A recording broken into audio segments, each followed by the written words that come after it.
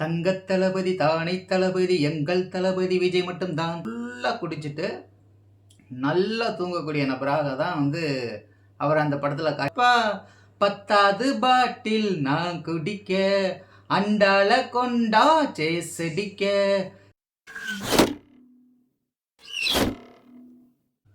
கள்ளக்குறிச்சி விவகாரம் சம்பந்தமாக நம்ம தொடர்ந்து வீடியோ போட்டுட்ருக்கோம்.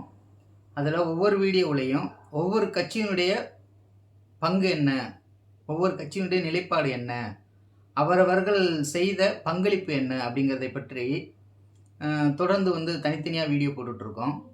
இந்த வீடியோக்கள் எல்லாமே இன்றைக்கி பெருசாக வியூஸ் எதுவும் போகிறது கிடையாது. இருந்தாலும் இன்றைக்கி இந்த பிரச்சனையை பற்றிய நம்மளுடைய கருத்துக்கள் மக்களுக்கு தேவை அற்றதாக கூட இருக்கலாம். ஆனால் ஒரு காலத்தில் கண்டிப்பாக இந்த கருத்துக்கள் மக்களுக்கு தேவையானதாக மாறும் அப்படிங்கிற நம்பிக்கையோடு தான் நம்ம தொடர்ந்து வீடியோ போட்டுக்கிட்டு இருக்கோம். அந்த வகையில் இன்றைக்கி நாம் பார்க்க போகிறது யாரை பற்றி அப்படின்னு பார்த்தோன்னாக்க, தங்கத் தளபதி தானை தளபதி எங்கள் தளபதி விஜய் மட்டும்தான், சிங்கத் தளபதி சீரும் தளபதி உங்கள் தளபதி விஜய் மட்டும்தான். நம்ம இன்னைக்கு இளைய தளபதி, இளைய சூப்பர் ஸ்டார் விஜய் அவர்களை பற்றி தான் நாம் இன்னைக்கு பார்க்க போகிறோம். குறிப்பாக இந்த கள்ளக்குறிச்சி மேட்டர் சம்பந்தமாக அதை பற்றி நம்ம பேச போகிறோம். அந்த வகையில் முதல்ல இவருடைய படங்களை நம்ம முதல்ல பார்க்கணும். ஏன்னா இன்றைக்கி இவர் தன்னை ஒரு போதைக்கு எதிரான ஒரு நபராக காட்டிக்கிட்டு இருக்கார் இல்லையா. அப்போ இவர் எந்த அளவுக்கு போதைக்கு எதிரானவர், போதை பொருட்களுக்கு எதிரானவர் அப்படிங்கிறத நாம் ஒரு சில எடுத்துக்காட்டுகளோடு பார்த்துடலாம் அப்படின்னு பார்க்குறேன். அந்த வகையில் பார்த்தோன்னாக்க மாஸ்டர் அப்படிங்கிற படம் ஒன்று இப்போ சமீபத்தில் வந்துருந்துச்சு. அந்த படத்தில் அவர் ஒரு ப்ரொஃபஸராக இருப்பார், ஒரு கல்லூரியில் ப்ரொஃபஸராக இருப்பார். அவர் என்ன கேரக்டர் கொண்டவராக இருப்பார்னாக்க, ஃபுல்லாக குடிச்சிட்டு நல்லா தூங்கக்கூடிய நபராக தான் அவர் அந்த படத்தில் காட்டியிருப்பாங்க. ஆனால் ரொம்ப நல்லவராக காட்டியிருப்பாங்க. ஒரு பக்கம் குடிக்கு அடிமையான நபராகவும் காட்டியிருப்பாங்க, இன்னொரு புறம் அவரை விட நல்ல ஒரு மனிதர் இல்லை அப்படிங்கிற மாதிரியும் காட்டியிருப்பாங்க. இது லாஜிக்கலாக ரொம்ப ரொம்ப தப்பு. ஒரு மனிதன் குடிக்கு அடிமை ஆயிட்டான் அப்படின்னாலே அவனால் சிந்திக்கவே முடியாது. காரணம் என்ன அப்படின்னாக்க, இந்த மது போதை என்பது முதல்ல சிறுமூளையைத்தான் போய் பாதிக்குது. சிறுமூளை தான் நமக்கு பெருமூளைக்கு தேவையான சத்துக்களையும் கொடுக்குது, வழிகாட்டுதல்களையும் சிறுமூளையிலிருந்து தான் பெருமூளைக்கு கொடுக்குது. அப்படிங்கிறப்ப இந்த போதைப் பொருள் என்பது முதல்ல போய் சிறுமூளையை பாதிச்சிடும். அதன் மூலமாக நம்மளை சிந்திக்க விடாமல் தடுக்கும். அப்படி இருக்கும்போது அந்த குடிக்கு அடிமையான ஒரு நபர் ஒரு சிறந்த ஒரு ஆசிரியராக இருக்க முடியுமா அப்படின்னாக்க இருக்க முடியாது, இயல்பில் இருக்க முடியாது. இருந்தாலும் அந்த படத்தில் அவரை தான் கதாநாயகனாக காட்டுறாங்க. இப்போ அதே படத்தில் படிக்கக்கூடிய மாணவர்கள் இருப்பாங்கள்ல, ஆயிரக்கணக்கான மாணவர்கள் அந்த கல்லூரியில் படிச்சுக்கிட்டு இருக்காங்க. அந்த மாணவர்களுடைய மனநிலை என்னவாக இருக்கும்? இவரை ஹீரோவாக அவங்க நினைக்கிறாங்க. சரி, அப்போ அவங்களும் என்ன நினைப்பாங்க, நம்மளும் நைட் ஆச்சுன்னா ஃபுல்லாக குடிக்கணும், ஃபுல்லாக மட்டையாயிடணும், அதன் பிறகு விடிஞ்சதுக்கு பிறகு நாம் நல்லவனாக இருக்கணும். இப்படிங்கிற மாதிரி தானே ஒரு மனநிலை அந்த படம் தூண்டுது. அந்த சம்பவம் அந்த சீன் அதை தானே தூண்டுது. இது எப்படி போதையை ஒழிப்பதற்கான ஒரு விஷயமாக இருக்க முடியும்? வளர்ப்பதற்கான விஷயமாகத்தானே இருக்குது. அதே போல் இப்போ சமீபத்தில் லியோன்னு ஒரு படம் வந்துச்சு. அந்த லியோ படத்தில் பார்த்தீங்கன்னாக்கா, நான் ரெடி தான் வரவா அண்ணே நான் தனியா வரவா, தேல் கொடுக்கு சிங்கத்தை சீண்டாதப்பா, எவதெடுத்தும் என் ரூட்டு மாறாதப்பா, 10வது பாட்டில் நான் குடிக்க அண்டால கொண்டா சேசடிக்க, கேடா வெட்டி கொண்டாங்கடா என் பசி நான் தணிக்க. இது அந்த படத்தில் வரக்கூடிய பாடல். அந்த பாடலில் என்ன சொல்கிறாருனாக்கா, பாட்டிலில் குடிக்கிறதெல்லாம் வேலைக்கு ஆகாது, அதெல்லாம் பத்தவே பத்தாது, அண்டாவில் கொண்டு வந்து கொடுறா, அப்போ தான் எனக்கு பத்தும், கெடா வெட்டி கொண்டு வாடா, அதை வச்சு அப்படியே சாப்பிட்ணும் அப்படிங்கிற ஒரு தோரணையில் அந்த பாடல்கள் எழுதப்பட்டு அதில் அவர் நடிச்சிருப்பார். இப்போ சாதாரணமாக பாட்டிலில் ஒயின் ஷாப்பில் வாங்கக்கூடிய சரக்கு தான் கிடைக்கும். ஆனால் ஒரு அண்டாவில் வேணும் அப்படின்னு கேட்டால் அதுக்கு என்ன அர்த்தம் ஆகுது அப்படின்னு பார்த்தோம்னாக்க, கள்ளச்சாராயத்தை அண்டாவில் காய்ச்சி கொண்டு வந்து கொடுங்கடா அப்படின்னு சொல்கிறத தானே நாம் புரிஞ்சிக்க முடியும். ஒவ்வொருத்தரும் ஒவ்வொரு விதமாக புரிஞ்சுக்கலாம். இருந்தாலும் நான் அந்த மாதிரி புரிஞ்சுக்கிறேன் இன்றைக்கி இருக்க சூழலை பொறுத்து.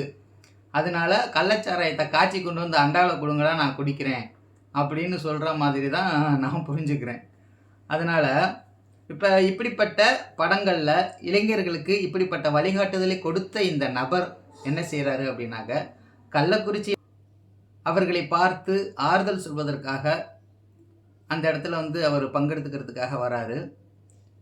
அப்படி வரும்பொழுது உண்மையாகவே அவரை ஒரு இடத்துல நம்ம பாராட்டி ஆகணும். சினிமாவில் வந்து எளிமையாக வந்து அழுகக்கூடிய நபர், சிரிக்கக்கூடிய நபர், மற்றும் காதலிக்கக்கூடியது, இந்த மாதிரி பல நடிப்புகளை காட்டக்கூடிய அவரால் நேரில் வந்து எப்படி நடிக்கணும் அப்படிங்கிறத தெரியலை. அவர் அதை கற்றுக்கல போல. சினிமாவில் மட்டும்தான் எப்படி நடிக்கணும் அப்படிங்கிறத கற்றுருக்கிறாரு. அதனால் நேரில் எப்படி நடிப்பது என்பதை அவர் மறந்து விட்டார் போல் தெரிகிறது. ஆகையினால என்ன பண்ணாருன்னா, வந்தார், அப்படியே இங்கிட்டு பார்த்தாரு, அப்படியே இங்கிட்டு பார்த்தாரு, முகத்தை ரொம்ப சோர்வாக வச்சுக்கிற மாதிரி காட்டிக்கிட்டாரு. தன்னால் இயன்றதை செய்துவிட்டு போய்விட்டார். இதுதான் அவர் வந்து செஞ்ச விஷயம். மற்றபடி இந்த சம்பவம் சார்ந்து அவருடைய கருத்து என்ன, அவர்களுடைய கட்சியினுடைய கருத்து என்ன அப்படின்னு பார்த்தோம் அப்படின்னாக்கா, இன்னைக்கு அதிமுக திமுகவுடைய கருத்து என்ன? டாஸ்மாக் கடைகளை ஒழிப்பதா, போதைப் பொருட்களை ஒழிப்பதா அப்படின்னாக்கா இல்லை. அதே சேம் கருத்து தான் இவர்களோடதும். இவர்களுடைய கருத்தும் அதே கருத்து தான். இவர்களும் வந்து பெருசாக இதற்கு எதிராக இதற்கு முன்பு எந்த ஒரு போராட்டமோ எந்த ஒரு நிகழ்ச்சிகளும் அவங்க நடத்தினது கிடையாது. குறைந்தபட்சம் ஒரு கம்ப்ளைண்ட் கூட கொண்டு போய் போலீஸ் ஸ்டேஷனில் கொடுத்து இந்த மாதிரி கள்ளச்சாராயம் காய்ச்சுறாங்க, இதை தடுக்கிறதுக்கு ஏதாவது பண்ணுங்கன்னு சொல்லி போலீஸுக்கிட்ட கூட போகலை. அந்த அளவுக்கு தான் அவருடைய கட்சி இருக்குது.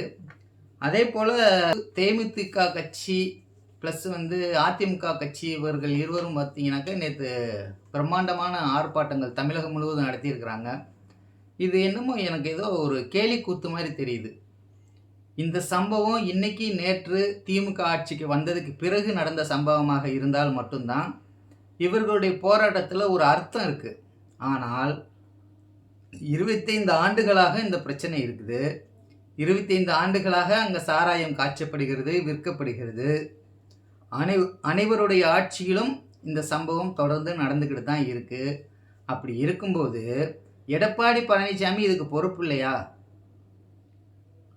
இல்லை தேமுதிக வந்து அவங்களோட கூட்டணியில் இருக்குது, அவர்கள் அதற்கு பொறுப்பு இல்லையா? இல்லை அவர்களுக்கெல்லாம் தெரியாமல் தான் இந்த சம்பவம் இவ்வளோ காலமாக நடந்துச்சா அப்படின்னாக்கா இல்லவே இல்லை. கலைஞர்லேருந்து ஜெயலலிதாவிலிருந்து அனைவருக்கும் தெரிந்து தானே இந்த சம்பவம் நடந்துக்கிட்டு இருக்கு. கள்ளச்சாராய சாவுகள் அதிகரிக்குது அப்படிங்கிற ஒரு காரணத்தை சொல்லித்தான் அரசாங்கமே டாஸ்மாக் கடைகளை தன்மையப்படுத்தியது, அரசுடைமையாக்கியது. டாஸ்மாக்குங்கிற ஒரு நிறுவனத்தை உருவாக்கி அதில் வந்து டாஸ்மாக் கடைகளை வந்து அரசுடைமை ஆக்கினதே எதனால் அப்படின்னாக்கா கள்ளச்சாராய சாவுகள் அதிகரிக்குது அப்படிங்கிறதுக்காக தான் அந்த ஒரு விஷயத்தையே கையில் எடுத்தாங்க. அப்படிங்கிறப்ப இப்போ இது ஏதோ புதிய விஷயம் போல், இதற்கு முன்பு இது மாதிரி எதுவுமே நடந்ததே இல்லை அப்படிங்கிறது போல் அனைவருடைய செயல்பாடும் இருக்குது. இதனுடைய உள்நோக்கம் என்னவாக இருக்குது அப்படின்னாக்கா, இப்போ ஒரு இடைத்தேர்தல் ஒன்று நடக்குது பார்த்தீங்களா? இப்போ நடக்கக்கூடிய இந்த இடைத்தேர்தலில் அதிமுக போட்டியிடலைன்னு சொல்லிட்டாங்க. பாமக ஒரு புறம் தனித்து வந்து போட்டியிடுறாங்க, பிஜேபியோட சேர்ந்து பாமக போட்டியிடுறாங்க, நாம் தமிழர் கட்சி போட்டியிடுது, திமுகவும் போட்டியிடுது. இப்போ இந்த இடைத்தேர்தலில் திமுகவை தோற்கடிக்க வேண்டும் என்றால் ஏதாச்சும் ஒரு காரணம் தேவைப்படுது. ஏன்னாக்கா இன்றைக்கி ஸ்டாலின் வந்ததுக்கு பிறகு அரசின் மீது பெரிய அளவில் இப்போ இருக்கக்கூடிய கட்சிகளால் குறை கூற முடியலை. என்னதான் குறை கூறினாலும் அது மக்கள் மத்தியில் வந்து எடுபடாமல் இருக்குது. ஆனால் இந்த பிரச்சனை என்பது மக்கள் மத்தியில் மிகப்பெரிய பேசு பொருளாக இருப்பதால் இதை பயன்படுத்தி திமுகவை அந்த தொகுதியில் தோற்கடிப்பது, தொடர்ச்சியான வெற்றிகளை வந்து பெற்றுக்கிட்டே இருக்காங்க. கடந்த 3 தேர்தல்லையுமே வந்து திமுக வந்து எதிர்பாராத வெற்றிகளை பெற்றுக்கொண்டே இருக்கிறது. அதை தடுத்து நிறுத்துவதற்கு இந்த இடைத்தேர்தலில் இருந்து தொடங்கிடலாம் அப்படிங்கிற அடிப்படையில் தான் எதிர்கட்சிகளாக இருக்கக்கூடியவர்களும் சரி, அவர்களுடைய கூட்டணி கட்சிகளாக இருக்கக்கூடியவர்களும் சரி, இந்த பிரச்சனை வந்து பூதாகரமாக மாற்றி அதன் மூலமாக அந்த தொகுதியை கைப்பற்றுவது, அதன் தொடர்ச்சியாக திமுகவை வந்து கொஞ்சம் கொஞ்சமாக அழிப்பது அல்லது அவர்களுடைய வளர்ச்சியை தடுப்பது என்கின்ற அந்த நோக்கத்தை மட்டும்தான் இவர்கள் கையில் எடுத்து செயல்பட்டு கொண்டிருக்கிறார்கள். இது அதிமுக போன்ற கட்சிகளுக்கு மட்டும் கிடையாது. விஜயனுடைய தமிழக வெற்றி கழகமும் சீமானுடைய நாம் தமிழர் கட்சியும் ஒன்றா சேர்ந்து வரக்கூடிய எலெக்ஷனில், அதாவது 2026 வரக்கூடிய தேர்தலில் கூட்டணி வச்சு ஆட்சியை பிடிப்போம் அப்படிங்கிற ஒரு திட்டத்தோடு செயல்படுவதாக பேசப்படுது இல்லையா? அப்போ அவர்களுக்கு என்ன தேவையாக இருக்குது? ஏற்கனவே நாம் தமிழர் கட்சியினுடைய முழுமையான நோக்கமே என்னன்னாக்கா திமுகவை எப்படியாவது ஒழிச்சிடணும். 1. 2வது பெரியாரிய கருத்துக்கள், பெரியாருடைய சமத்துவ சம நீதி கருத்துக்கள் அனைத்தையுமே முற்றிலுமாக தமிழகத்திலிருந்து விரட்டி அடிச்சிடணும். அப்போத்தான் பாஜக வந்து ஈஸியாக வளர முடியும், தாமரை தமிழகத்தில் மலர முடியும். அப்படிங்கிறதுனால தான் நாம் தமிழர் கட்சி தொடர்ச்சியாக அந்த பிரச்சாரத்தை செய்கிறாங்க. ஒருவேளை விஜய் அவர்களோடு இணைந்து விட்டால் கண்டிப்பாக இன்னும் அது கூடுதலாக இருக்கும். அப்போ 2 பேரும் சேர்ந்து மற்ற கட்சிகளை ஒழிப்பது அப்படிங்கக்கூடிய வேலைகளை செய்வாங்க. வரக்கூடிய காலகட்டங்களில் அது நடக்கக்கூடும். எனக்கு தமிழகத்தில் இருக்கக்கூடிய மக்கள் பெரிய அளவில் அரசியல் ரீதியாக சிந்திக்கக்கூடியவர்களாக இல்லை. தான் உண்டு தான் வேலை உண்டு அப்படிங்கிற அந்த சூழலில் தான் இருக்கிறாங்க. அப்படிங்கும் பொழுது இந்த அரசியல் சார்ந்த சமூகம் சார்ந்த சிந்தனை என்பது அவர்களிடத்தில் குறைவாக இருப்பதின் விளைவாகத்தான் இவர்களெல்லாம் அவரவர் இஷ்டத்துக்கு வாயில் வந்ததையெல்லாம் பேசி கொண்டிருக்காங்க. அப்போ இதை வந்து மக்கள் உணர வேண்டும். விஜயாக இருக்கட்டும், சீமானாக இருக்கட்டும், அல்லது மற்ற கட்சிகளாக இருக்கட்டும், அனைவருக்கும் இந்த கள்ளக்குறிச்சி கள்ளச்சாராய சாவில் பங்கு உண்டு. அவர்கள் அனைவருமே சேர்ந்து தான் இதை கண்டுகொள்ளாமல் விட்டிருக்கிறார்கள். வெறும் திமுக மீதும் பழி சுமத்துவது வந்து அது தவறு. அவர்களை மட்டும் குற்றம் சொல்ல முடியாது. மக்கள், அந்த பகுதியில் வாழக்கூடிய மக்கள், பெருவாரியான மக்களுக்கு இந்த விஷயம் தெரியும். அவர்களை பொறுத்த வரைக்கும் என்ன, ஆண் பெண் குழந்தைகள் எல்லாருமே குடிக்கிறாங்க அந்த பகுதியில் அப்படின்னு சொல்லி தகவல் சொல்கிறாங்க. அப்போ அவர்களை பொறுத்த வரைக்கும் குறைந்த செலவில் நமக்கு வந்து போதை வந்தால் போதும் அப்படிங்கிற அந்த கணக்கோடு அவங்க நிறுத்திக்கிறாங்க. ஆனால் இது போன்ற தவறுகளை தட்டி கேட்க வேண்டியது, அதை சரி செய்ய வேண்டிய பொறுப்பு அனைத்துமே மக்களிடத்தில் தான் முதன்மையாக இருக்கிறது. மக்கள் நினைத்தால் மட்டும்தான் இதை முதன்மையாக சரி செய்ய முடியும் என்பதைத்தான் நாம் இதன் மூலமாக தெரியப்படுத்த விரும்புகிறோம். நம்ம அடுத்தடுத்த விஷயங்களை அடுத்தடுத்த வீடியோக்களில் பார்க்கலாம்.